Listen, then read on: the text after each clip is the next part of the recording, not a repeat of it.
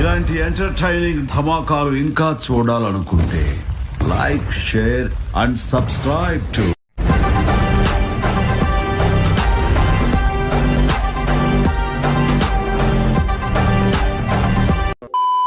ఎంతమంది ఉంటే నీకు 15, నీకు 15, నీకు 15, నీకు 18 అని నీకు 15,000, ఇదిగో నీ తమ్ముడికి నీకు 15,000.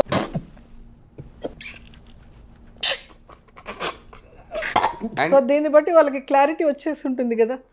మనము అత్యాశకు పోయి అవి ఈవిడే ఎక్కువ భూమికి భారం నాయనా.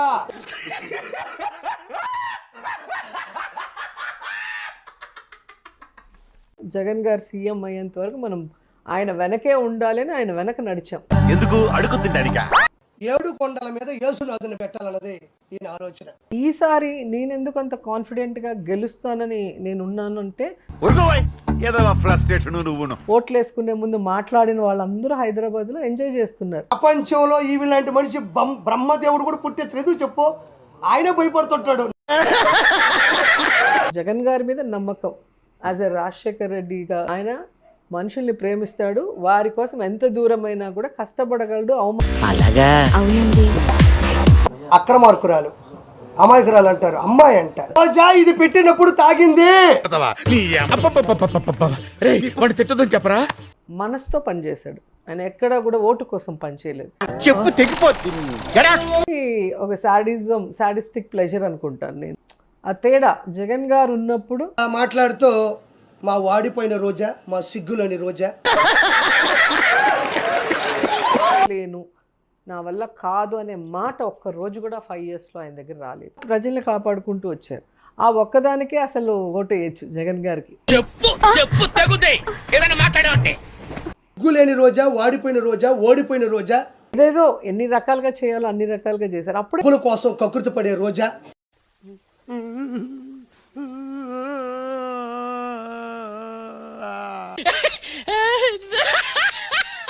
ఉన్న నాయకుడు ఒక కింగ్. నా మీద కాంట్రవర్సీగా ఏదో ఒకటి రాస్తూ బ్రతుకుతుంటారు. నువ్వు పెద్ద ఎలిజబెత్ రాను అని బాబు లోకేష్కి తప్ప ఎవరికి రాలి.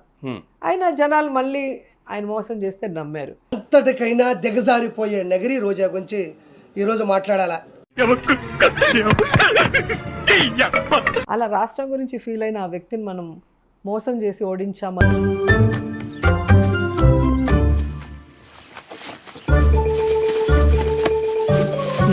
ఎన్నున్నాయంటో.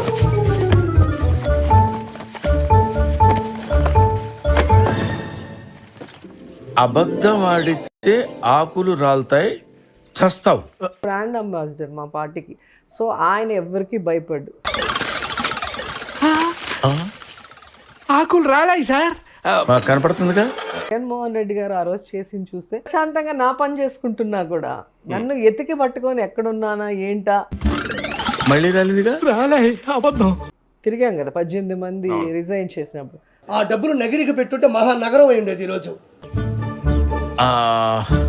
ప్రతి యువతకి ఉద్యోగం ఇస్తా, లేకపోతే నిరుద్యోగ భృతి ఇస్తాను.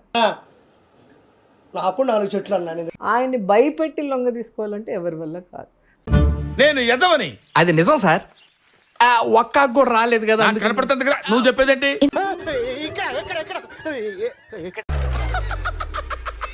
దానికి ఆయన సపోర్ట్ చేయటం అనేది మనం చూసాం. ఇంతకే నువ్వేం చేస్తావు? జగన్ గారు చేసిన సర్వీసు దేశమంతా, ఈవెన్ మోడీ గారు కూడా శబాష్ అన్నారు. వినలేదే. చెప్పుకోవట్లేదేమో. వాళ్ళకి మంచి మెడికేషన్ ఇచ్చే అవకాశం ఉంటుందని పెట్టావు కదరా ఇంత పెద్ద కాలీఫ్లవరు. ఇస్తారు, ఫ్రీ బస్ ఇస్తారు, లేదా సిలిండర్లు ఇస్తారు, లేదా అమ్మఒడి. సంపాదించిన 3,000 కోట్ల రూపాయలు ఏమన్నా నిలవన కనబడకుండా పోతాయా? దీన్ని పెక్క అంటారు. ప్యారిస్ లో అందరూ ఇలాగే పలకరించుకుంటారు. సో అంటే నా కాన్స్టెన్సీ ఎప్పుడు కూడా 2,000, 3,000, 1,000. 350 రూపాయలకి 370 రూపాయలకి నెయ్యి ఆడరాదు.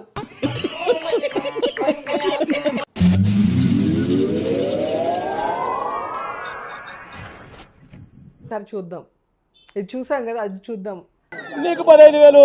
చిట్టి తల్లి డ్రామా తల్లి. ఎలా ఉంది కొత్త పలకరింపు? బాగుంది.